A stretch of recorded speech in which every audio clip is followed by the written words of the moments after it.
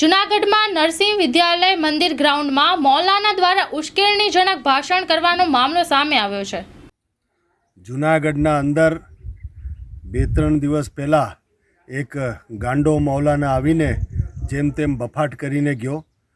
કદાચ એ ગાંડા મૌલાનાને ખબર ન હોય કે આ જૂનાગઢ શહેર જે છે એ જ્યાં ગિરનાર ઉપર ભગવાન દત્તાત્રેયના બેસણા, ગુરુ ગોરક્ષનાથ, મા અંબાના બેસણા અને સાથે જ દાતાર જેના અંદર હિન્દુ મુસ્લિમ ગંગા જમના તહેઝીબ જે કહેવાય એવી રીતના બેઉ માને એવા શ્રદ્ધાનું સ્થાન એ શહેરમાં એવા ધર્મસ્થાનમાં અને ગુજરાતની શાંતિ ડહોળવા માટે એણે જે ઉશ્કેરીજનક ભાષાનો પ્રયત્ન કર્યો છે એને કદાચ એટલું ખબર નથી કે અહીંનો હિન્દુ સમાજ, અહીંનો જે સનાતની છે એ ફક્ત શાંતિને પહેલાં સ્થાન આપે છે।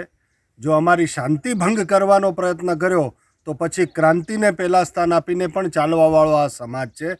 હું તંત્રને ખાસ કરીને કહીશ કે આવા આયોજન થયા શા માટે અને તંત્ર કેમ આ માણસ બોલી ગયા પછી પાછો પોતાના જગ્યાએ પણ કેવી રીતના પહોંચી ગયો।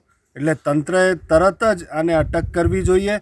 અટક કરીને કાયદાકીય રીતે એને જે સજા થાય એ કરવી જોઈએ, કેમ કે આ સીધો શાંતિ ડહોળવાનો પ્રયાસ આ શહેરના અંદર કરવામાં આવ્યો છે અને આયોજકોને પણ તરત અટક કરવી જોઈએ અને એને સજા રૂપે એક ઉદાહરણ એવું પેશ કરવું જોઈએ આ ગુજરાત અને જૂનાગઢમાં કે આવી હિંમત કોઈ દિવસ ફરી પાછો કરે નહીં, જે ગુજરાતના શાંતિને, જે ભારતના શાંતિને ડહોળવાનો પ્રયત્ન થઈ રહ્યો છે। હમણાં જ બધાએ કેટલા હિન્દુ અને મુસ્લિમ સાથે ચાલીને જ્યાં શ્રી રામચંદ્રજીના પ્રાણ પ્રતિષ્ઠાનું આપણે જોયું હશે કે એક ઇમામ અને કેટલા એવા મુસ્લિમો પણ, એક દીકરી તો મુસ્લિમ દીકરી મુંબઈથી આગળ ચાલીને પગે પગે ચાલીને ત્યાં અયોધ્યા પહોંચી હતી। હવે આ બધી આવી પરંપરા, આવી સનાતનનો પ્રચાર થઈ રહ્યો છે ત્યારે આવી શાંતિ ડહોળવાનું જે થઈ રહ્યું છે એને તરત જ અટક કરી દેવાય અને જો તંત્રના પાઠ ભણાવે તો અમને કહી દો તો અમે પાઠ ભણાવી દેશું અને પછી અબ કડ એ બધું શીખવાડશું।